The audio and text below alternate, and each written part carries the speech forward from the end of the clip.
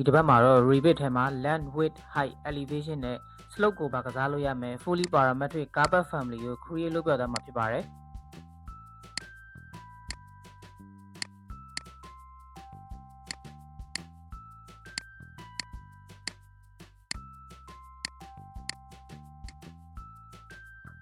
အခုဒီ family ကိုအစအနေ step by step ဘယ်လိုလုပ်မလဲကြည့်လိုက်ရအောင်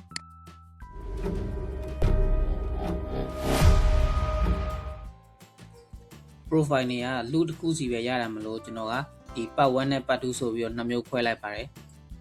ကျွန်တော်တို့ element တွေအတွက် profile တွေကိုအရင်စဆွဲဖို့အတွက် family new တဲ့ကနေပြီးတော့ဒီ profile ကိုရွေးမယ်ပေါ့နော်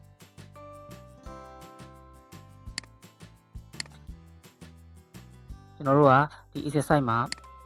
unit က centimeter နဲ့ဆွဲမှာဖြစ်လို့ကျွန်တော် centimeter ကိုအရင်ပြောင်းလိုက်မယ်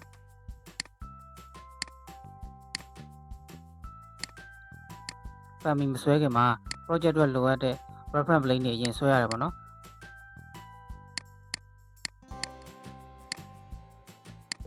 ခုဒီ reference plane တွေကိုကျွန်တော်က part 1နဲ့ part 2နှစ်မျိုးလုံးအတွက်ဆွဲလိုက်ပါမယ်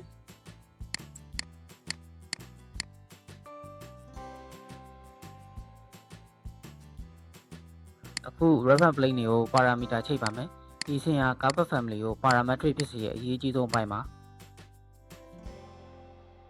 ဒီ reference plane တွေကိုတော့ကျွန်တော်တို့ပုံမှာပြထားတဲ့အတိုင်းကိုအဆင်ပြေတဲ့နည်းလမ်းနဲ့ဆွဲလို့ရပါတယ်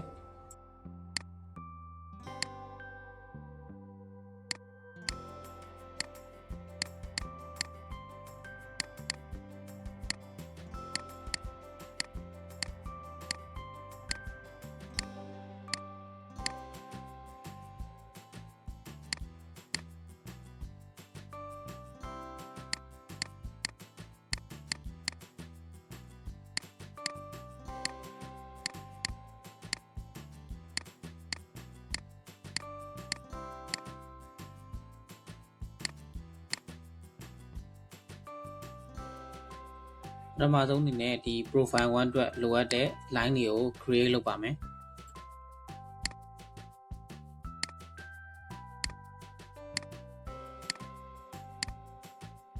ပြီးသွားရင်တော့မလိုအပ်တဲ့အနားတွေကို trim ပါမယ်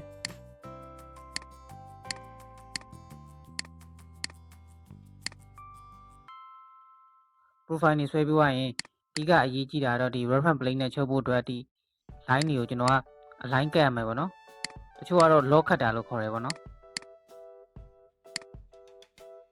ပြီးသွားရင်တော့ part 1အတွက် profile ကို save လိုက်ပါမယ်နောက်တစ်ဆင့်အနေနဲ့ဒီ part 1 profile ကိုကျွန်တော်တို့က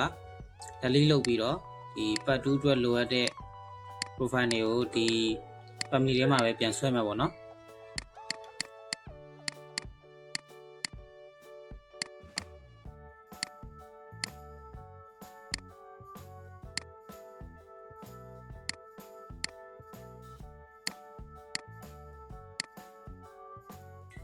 ပြီးသွားရင်တော့ထုံးစံတိုင်းမလိုအပ်တဲ့အနားတွေကို trim ပါမယ်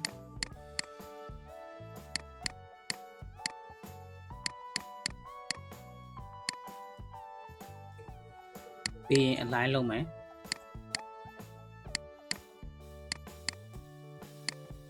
ဒီ align လုပ်တဲ့အခါမှာကျွန်တော်တို့ကဒီ incline ဖြစ်နေတဲ့ line လေးတွေရဲ့ထိပ်ကိုပါ align လုပ်ပေးရမယ်ပေါ့နော်align လုပ်ပြီးသွားရင်တော့ကျွန်တော်တို့ကဒီ profile ကို part 2အနေနဲ့ save လိုက်ပါမယ်ကျွန်တော်တို့ခုဒီ next step family တွေကို main family တွေထည့်ဖို့အတွက်ကျွန်တော် new file ဖွင့်လိုက်မယ် new file နဲ့ကရိုးရိုး generate model နဲ့ပဲဆွဲမယ်ပေါ့နော် profile တွေကိုဒီ main family တွေကိုအရင် load ထည့်ရမယ်ပေါ့နော်ထုံးစံတိုင်းပဲကျွန်တော်က centimeter နဲ့ဆွဲမှာဖြစ်တဲ့အတွက်ကြောင့် centimeter ကို unit အရင်ပြောင်းလိုက်မယ်ပြီးရင်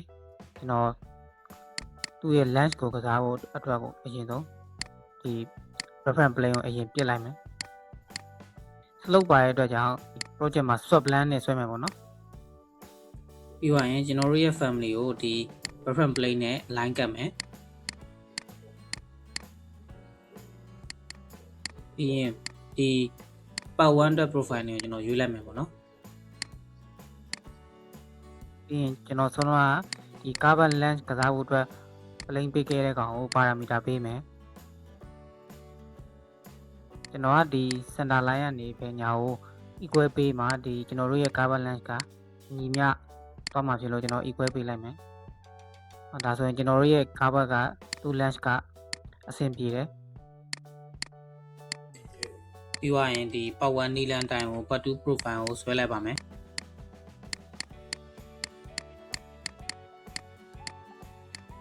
နောက်တစ်ဆင့်အနေနဲ့ကျွန်တော်ကဒီ part 2 profile ကို white ပြောင်းပြီးတော့ဒီငကို geometry အတုံးနဲ့ကို cắt လုပ်လိုက်ပါမယ်နောက်တစ်ဆင့်အနေနဲ့ကျွန်တော်တို့ကဒီ cover element တွေရဲ့ parameter တွေကို main family မှာလာချိန်မှာပေါ့နော် nested family မှာပါခဲ့တဲ့ family တွေကိုဒီ main family ထဲမှာ parameter associate parameter လောက်တာပေါ့နော်သူကတစ်ခုချင်းစီကိုစိတ်စီရှည်နဲ့အဲ့လိုမျိုးမှန်မှန်ကန်ကန်ပေးနိုင်မှာအဆင်ပြေမှာပေါ့နော်ကိုကလောနေတာတို့အဲ့လိုမျိုးမှားပြီးတော့ချိန်မိတာတို့ဆိုရင်ကျွန်တော်တို့ရဲ့ family ကသူ့ရဲ့ shape က error တက်နိုင်ပါတယ်အဲကြောင့်ဒီအဆင့်ကလည်းကျွန်တော်တို့ family create လုပ်တဲ့အခါမှာအရေးကြီးဆုံးပိုင်းဖြစ်ပါတယ်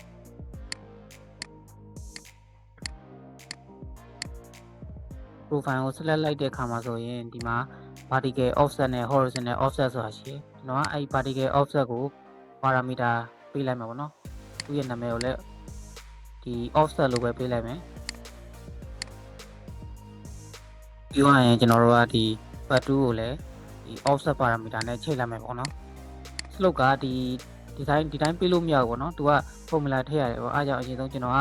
ဒီ slope formula ကိုထည့်ဖို့အတွက်အရင်ဆုံး slope parameter အရင်ထည့်မယ်ကျွန်တော် formula ပေးမယ်ကျွန်တော်တို့ formula ကဒီ offset ကိုလိုချင်ရင်ဒီ slope နဲ့ carbon length နဲ့မျှရတယ်ပေါ့နော်ကျွန်တော်ကဒီ formula ပေးလိုက်မယ်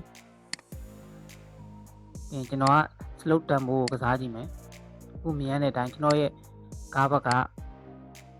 ကျွန်တော်ပြောင်းလိုက်တဲ့ကဏ္ဍအတိုင်း slope သွားနေပြီပေါ့နော်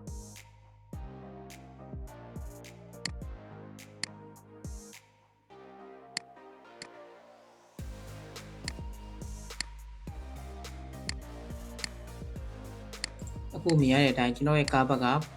parameter တွေပြောင်းရင် live ပြောင်းပါတယ်နောက်လာမယ့် tutorial မှာကျွန်တော်တို့ရဲ့ car ဘက်ကိုတကယ် topography မှာဘယ်လိုချရမလဲကိုပြပြသွားပါမယ်အားလုံးကျေးဇူးတင်ပါတယ်